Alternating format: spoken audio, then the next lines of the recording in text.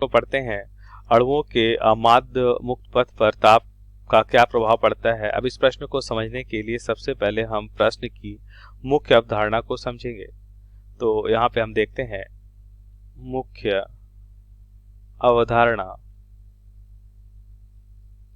तो माध्य मुक्त पथ क्या होता है, पहले इसे हम एक चित्र के माध्यम से समझें। तो हम देखते हैं कि अगर कोई भी अणु, यहाँ पे देखते हैं अगर ये दो अणु सतत टक्कर में, देखते हैं इनके बीच जो ये कहलाता है यहाँ पे मुक्त पथ। अब ये सतत टक्कर करते हैं, मान लेते हैं ये टक्कर किया इन दोनों अणुओं से, इस तरह से इनके बीच की दूरी मान लेते हैं λ1 λ2 और λ3 हो जाएगा। मुक्त पथ हमने यहाँ पे निकाल लिया।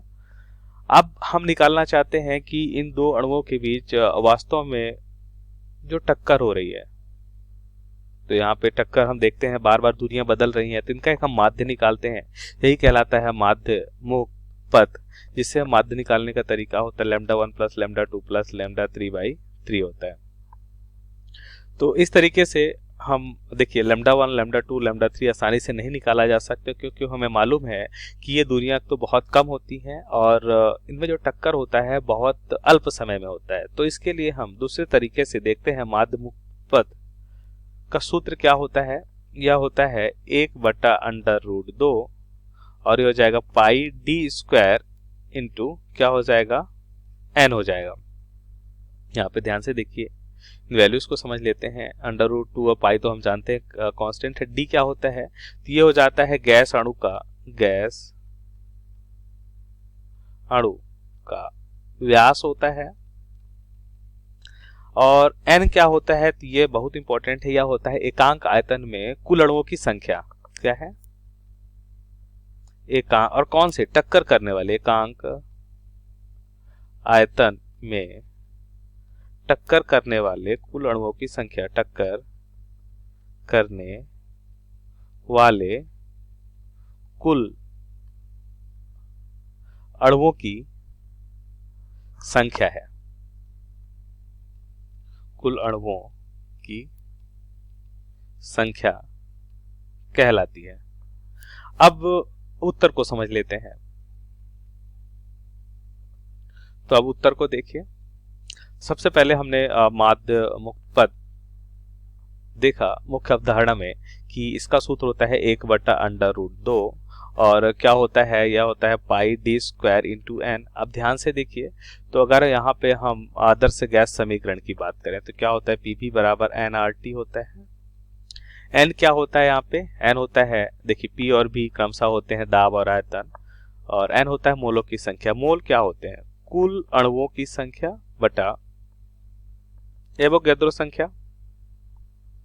तो अब टक्कर करने वाले कुल अणुओं की संख्या मान लेते हैं n, और ये क्या हो जाएगा, Na क्या हो जाएगा यहाँ पे, अच्छा n तो हमने मान रखा है तो इसे हम मान लेते हैं म्यू, ये हो जाएगा मोल, जहां पे म्यू क्या है, इसे म्यू मानते हैं क्योंकि n तो हमने पहले ही मान रखा है।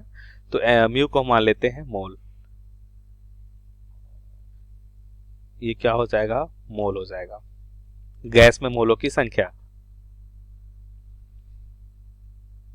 या हम ऐसे लिखते हैं मोलों की संख्या। आर तो गैस नियतांक है और टी क्या है, उस गैस का ताप है।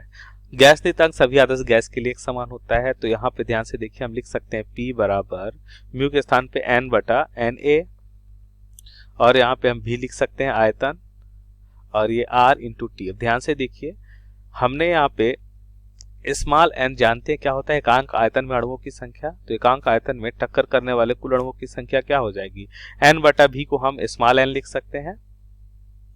और बोल्ट्जमान नियतांक जो होता है वो क्या होता है, R/Na होता है। Na क्या होता है, एवोगैड्रो संख्या कहलाती है। तो इसके स्थान पे हम क्या लिखेंगे, Kb इंटू टी। तो n का मान अगर यहां से हम समीकरण, इसे मान लेते 1, इसे मान लेते समीकरण 2, तो n का मान समीकरण 2 से समीकरण 1 में रखने पर क्या मिलेगा, P/Kb इंटू टी। अगर हम समीकरण 2 में रखते हैं तो यहाँ पे लिखेंगे समीकरण 2 का मान समीकरण 1 में रखने पर समीकरण 2, यहाँ पे लिखते हैं समीकरण 2 से n का मान 1 में रखने पर हमें क्या मिलेगा। तो ध्यान से देखिए, यहाँ पे लैम्डा बराबर हमें दे रखा है √2 पाई डी स्क्वायर, और n के स्थान पे हम लिखेंगे तो ये क्या हो जाएगा, p बटा के बी इंटू टी। तो ध्यान से देखिए, √2 पाई के बी तो एक नियतांक है, डी अब यहाँ पे हमने देखा कि क्या है, अणु का व्यास है, तो ये तो भी एक नियतांक रहेगा दिए गए गैस के लिए। तो यहाँ पे हम लिख सकते हैं कि लैम्डा टी के अनुक्रमानुपाती है, वह यहाँ पे हम देखते हैं दाब के व्युत्क्रमानुपाती है। हमें ताप के बारे में बताना है, इसका मतलब अनुक्रमानुपाती है तो ताप बढ़ाने पर क्या होता है, माध्य मुक्त पथ बढ़ जाता है, और ताप कम करने पर माध्य मुक्त पथ कम हो जाता है। तो यहाँ पे हमने देखा कि कैसा संबंध आ रहा है, अनुक्रमानुपाती का संबंध आ रहा है। तो यह हो जाएगा हमारे प्रश्न का सही उत्तर। आशा करते हैं आपको समझ आया होगा। धन्यवाद।